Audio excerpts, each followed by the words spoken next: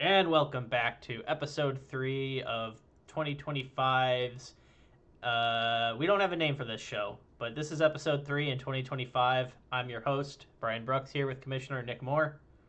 Welcome to the F65 Challenge recap show I guess that's the presented show. by who knows, but we're looking for sponsors. If you're interested in hosting this show, drop us a comment down below. We'll certainly look. We will look. That much we can promise. We're going to keep things steady and tight today. Um, Speaking of tight, things are tight at the top, Nick. Things are tight at the top. Brooks, I don't know if you've got the league standings up there, but we still have Nate Boscher and Travis Doran kind of in front a little bit. They've got their noses out there, but from third down to eighth is tight. You can see a lot of green and red arrows there this week, but some big scores that are now 5-10 points ahead of the rest of the pack. Mm-hmm. A couple of lower scores down there in the bottom part of that little tight pack, but it's tight. The tier 2 is tight. Hopefully you like hearing that word. Toit. Yep. Top of the Cop, aptly named, is staying up there at 980. Klopp's Veneers, 966. Those two have clearly separated themselves as a tier of their own.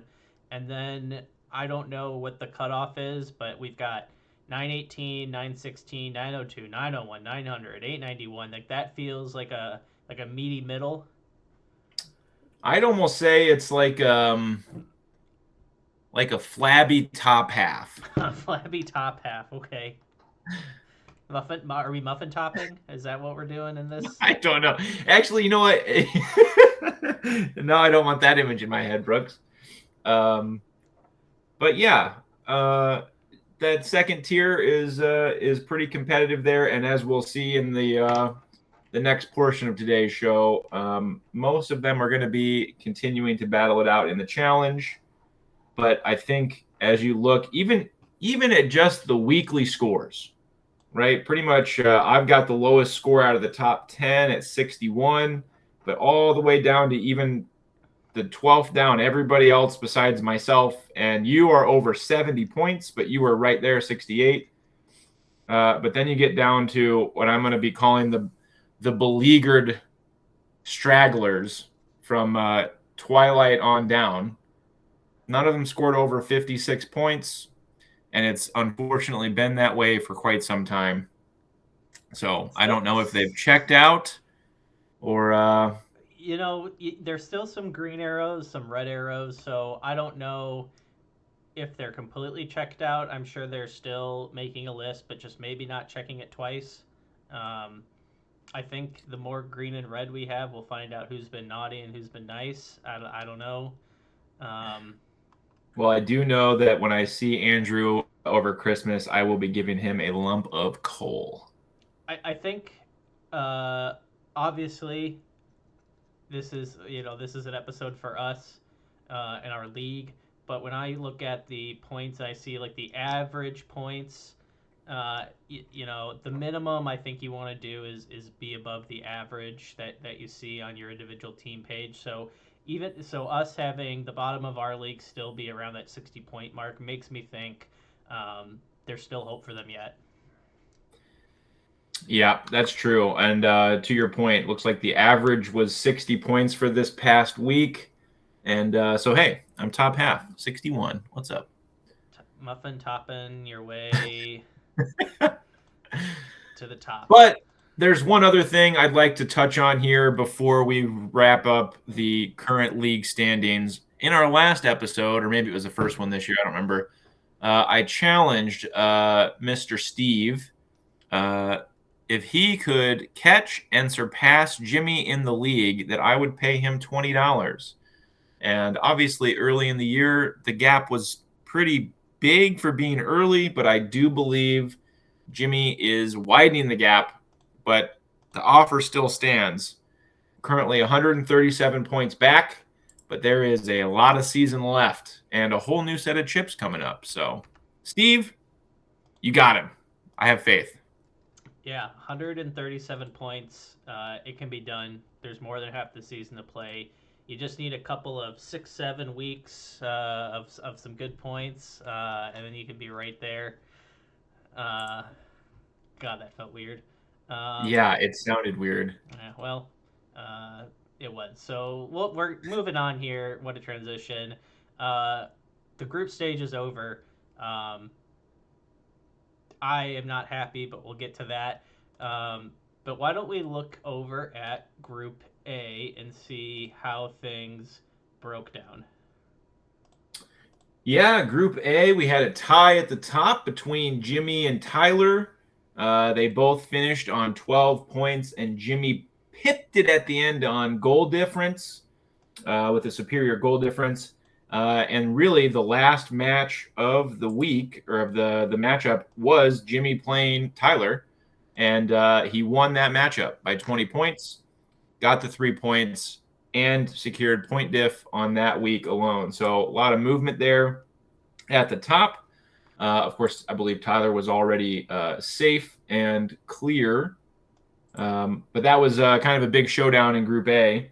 And of course, we are going to be saying goodbye to our good friend Twilight, who is the only one of the group to finish with a negative point diff. So he was certainly feeding W's like a cocaine addict at a muffin store. I don't know what kind of muffin stores you got on the west side, Nick, but we'll be on the lookout for sure. Yeah, 264, not not that great of a showing, um, but a 1-5 record. He did get a win in there, so certain like while he maybe have been feeding those W's, he didn't make it himself a complete pushover. And if we recall, he was also the last one to make the bracket this year. Pippin Steve at the Battle Royale at the end of game week 3 to make. He was the lowest seed, so he did, I guess, what was expected. And you know what? Sometimes as a debutante, right, it's more about the experience. So Twilight, congratulations on what was hopefully a good experience for you. And Yeah, next year, come back stronger. his cherry's been popped, and he's time to make himself a real boy. Um, getting my metaphors mixed up here. Moving on to Group B, we see that Waltz went 2-0 against Newland, um, and got the W to top the group. That feels pretty significant given the EPL F65 group. Newland seems to be peaking at the right moment, but Waltz gets the W, and we see Andrew coming down in last place. Again, another 1-5 group uh, bottom group loser. I don't know. Yeah, he's eliminated from the competition here in the group stage. I believe if you go to the Champions League and they look at like history, it just says group stage. So you know what? Andrew is gonna his name will say group stage for 2025-26. And I gotta say, another one of our debutantes who had to go through the battle royale. He's got some more experience under his belt, and I think he has been playing this league a little bit homerish. He is a big lead supporter, and early on, it looked like that strategy might pay off for him. But as time has gone on, Leeds has faded, and unfortunately, so too has Andrew's fantasy team. So Jamie's squeaking on through with a point diff of 127, negative 127, excuse me. Impressive. Maybe Jamie can cause some noise in the brackets. Who's to say? it is impressive because Jamie has the second lowest points for, the worst point differential, but sometimes all you need to do is get one more point or one more win than your opponent. And he did just that, relegating Andrew to good luck next year status. All right. I think that's enough about Group C. We thought that was Group B there, Brooks. I don't know what you're trying to do. No, like I said, we're done with Group C. There's nothing to be said there. Nope, we're gonna we'll uh, we'll just get this out of the way now. Um, Not a good year for the host of the show, co-host, whatever you want to call me. Um, 1-5. You know, I wasn't trying to be too harsh on our other teams who finished 1-5, as I knew this was coming. I think before this most recent weekend, this was this group had numbers 1, 2, and 4 in the league, but this also has 1, 2, and 4 in group stage points. So it lived up to its group of death status, and I just wish I hadn't been right on that prediction. Yeah, and unfortunately, Brooks, a massive, massive points against 409, the most in the entire group stage by a pretty wide margin, 37 points, I believe, almost 10% more points scored against you than anybody else. And maybe not a good indictment of the show that I was also the bottom of this group. So the podcast derby is nothing compared to the two newbies, apparently. No, But talk about the winners of the debutante ball. Travis topping the group, but Nate still topping the league. Um, some real powerhouses in Group C here.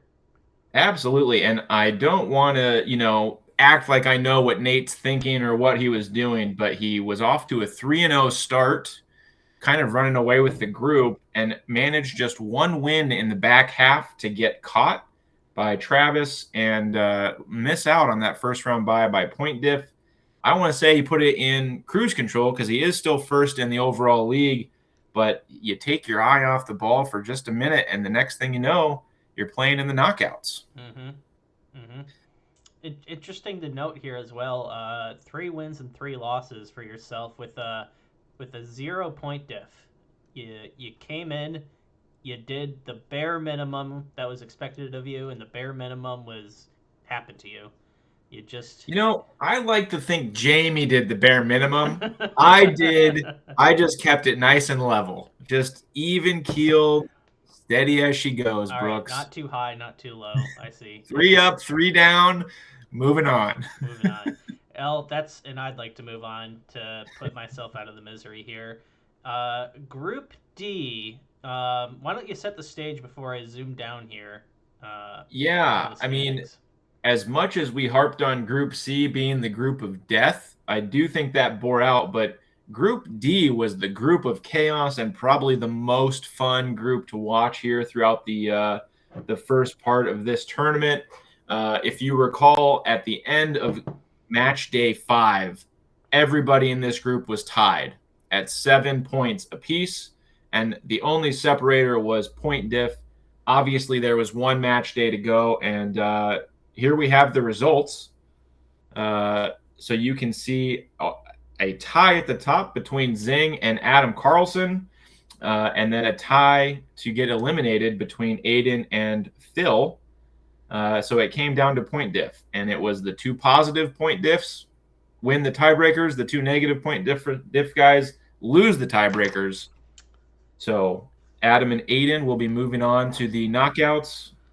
Phil will be taking care of his baby, and Zing will be awaiting the winner in the quarterfinals. Yeah, Phil definitely came in as another one of our debutante ball um, contestants. He parked the bus, only 281 points against, but just didn't have enough firepower to get him over the line.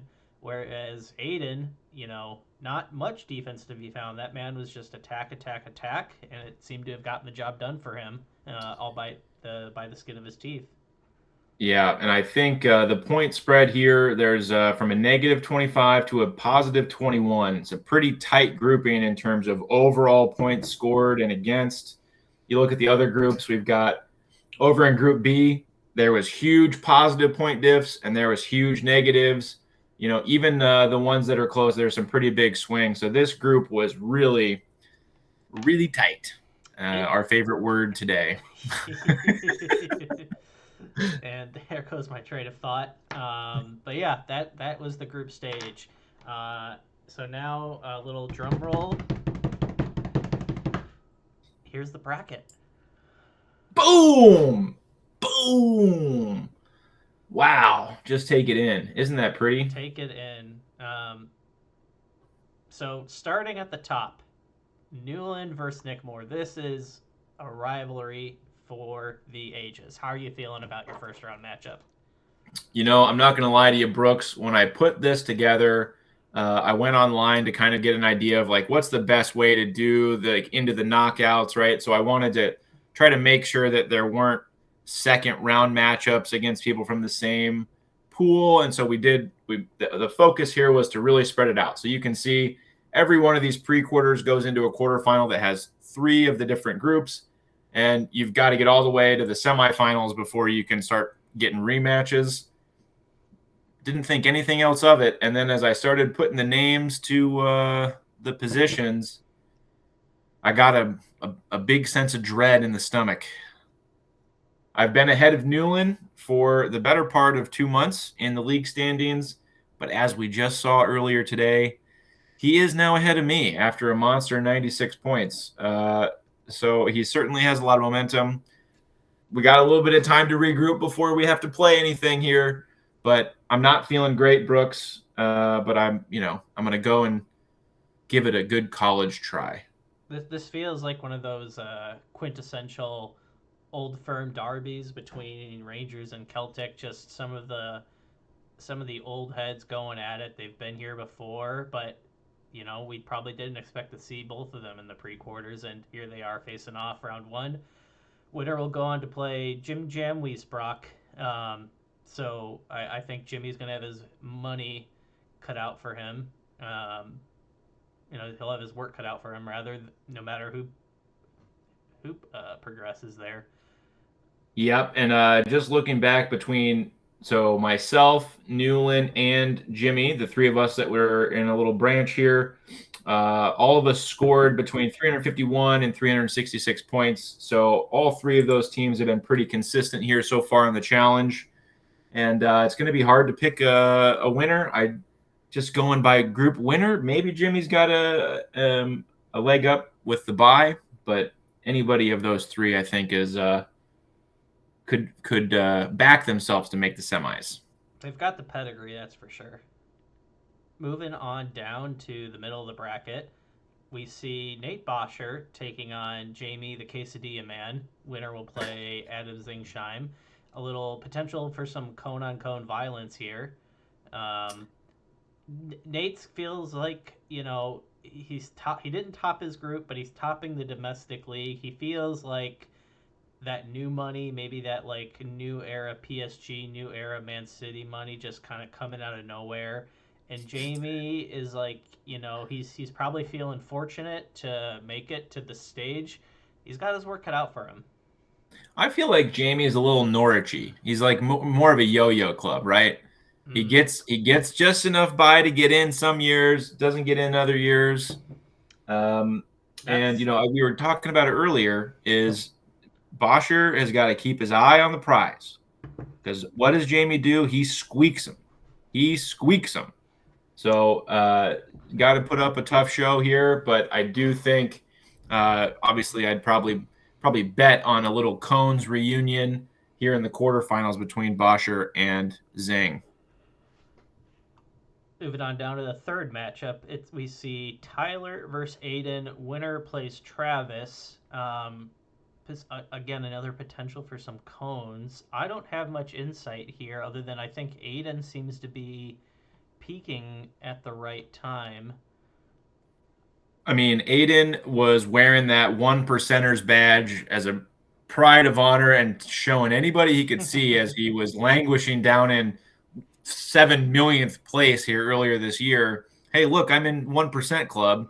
And it took a while for him to get his strategy right, but he is certainly charging up the leaderboards here and making a run. I will say I talked to my cousin over Thanksgiving, and Tyler said, let me see who he was playing real quick. He goes, I don't know.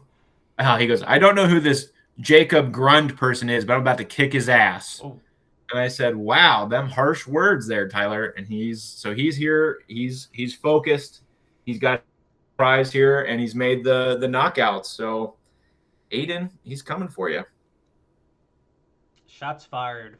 Sunk one Jacob Grund. Can you sink another ship, or rather shoot down a flying seagull? Well, remains to be He's out at the seen. beach, that's for sure. And last but certainly not least, Adam Bieber Carlson versus Bogart. Winner plays Jacob Waltz, who came in to this. We had talked in person this summer, and he goes, I think I'm gonna give it a real effort this year. And Jacob earned himself the bye, getting to play. Maybe the not maybe the most underrated matchup here. It really seems like to me it seems like a big mystery. You've got maybe a European powerhouse versus like someone from the Ukraine or Czech Republic going against someone like Quarterbag. I don't know, but that's kind of the vibes I'm getting from this Bieber Bogart matchup. I'm getting a little Dynamo Kiev versus maybe like a Fiorentina, right? Mm. Like one of those name brand lower down. That's you, Bieber. Sorry, I'm putting you in the Fiorentina category, and then we got Bogart, way out in California, has been a staple of the league and the challenge here, and it's going to be a good match. And as you said, it's almost a little terrifying to see Waltz put in some effort. I know last year he kind of died out near the end, and I pipped him to beat him in the league positioning only in the last couple of weeks. And to find out that he basically kind of stopped paying attention, I was like, I got him. I beat him. And it took a little wind out of the sails. So seeing him put a full effort in this year, you better believe that he's got some dreams of holding some silverware here at the end of this thing. Seems to be the case. And for those of you still in it, just keep in mind we've got some time between before the knockouts start. The first leg will be January 24th, game week 23, and then right away January 31st will be game week 24. Those are the dates of the pre-quarter matchups. Um, any predictions, Nick, for the threes? Before we get to the predictions, I just want to make a couple notes about right. There is a big break here between now and when the pre-quarters kick off. Part of that is we get into Boxing Day, a lot of midweek games, and we're trying to avoid players getting rested as much as we can with fixture congestion. And then the rest of the way, these are going to be back-to-back legs. So there will be time in between when we go from pre-quarters to quarters or quarters to semis. But when we get match day one, first leg, second leg are going to be back-to-back the rest of the way. So, all right. Yeah, I'm excited to see how this thing shakes out. I've got to say, gut feel, I think my favorite branch is the bottom branch that we just talked about, the Bieber and Bogart versus going into Waltz. I think that's the one I'm most excited for that I'm not a part of, and I'll be keeping it close tabs on that one. I can't say that I disagree with you there. Obviously, we've got the name. When I see Newland Moore, I think of classic Man United back in the day, not current day Man United, but Manchester United, Real Madrid, the European staples. When was Tottenham really good? Can I just be Tottenham whatever era was their peak? That might be 2019. Like It might be very recently. like the pre-COVID Poch era, and then Yeah. yeah, if if peak Nick Moore is getting to the summit but not surpassing it, then I don't know what that says about your psyche. Yeah, I mean you can't always make every analogy work. Just because I support Tottenham doesn't mean that I imitate them in real life. So I know how to bring home the bacon every once in a while. So I keep it tight out here, We'll Brooks. Keep see. it tight. We'll see what Jen has to say about who brings home the bacon. Yeah. So yeah, you're looking forward to there. I obviously have got my eye on how my former group mates get on. Um, not to get ahead of myself, I would love to see a Cinderella run by Jamie, but I don't think it's going to happen. I really looking at that Zingshine Boscher matchup. Just that one's got me salivating. That could be the matchup of the season, really. Um, Aiden for Tyler is intriguing to me. My gut says Aiden, but he finished third in his group. He's turning it on late, but didn't start out strong. He can't afford a slow start. So there's some intrigue in all these matchups, but it's just a matter of like as we've seen last year, it's like it's a two-legged affair. One good week doesn't mean you're safe. Well, and I think the other part of this that maybe I'll touch on here before we call it quits for the night is by the time we get to the knockouts, everybody's chips will be reset. So everybody gets a whole new set of chips. We're going to have triple captain, bench boost, wild cards available.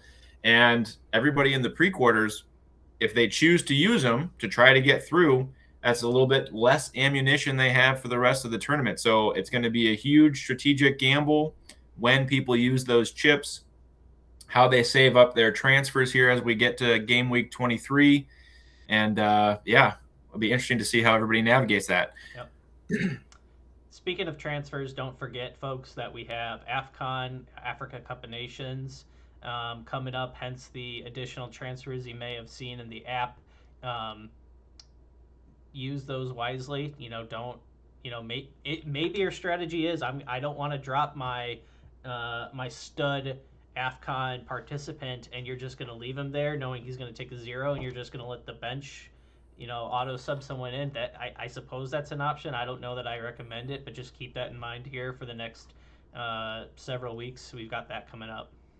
Well, the other thing too, Brooks, is as we were topped off with all of our transfers, if you haven't used them, they cap out at 5. So if you're not using transfers, if you have somebody injured, you might as well use them.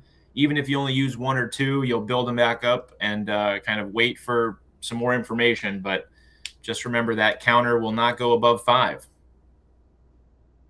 All right. I think that's all we've got for today. A longer episode, but jam packed. So hopefully you've stuck with us this entire time. And signing off from the east side of Madison, I'm your host, Brooks.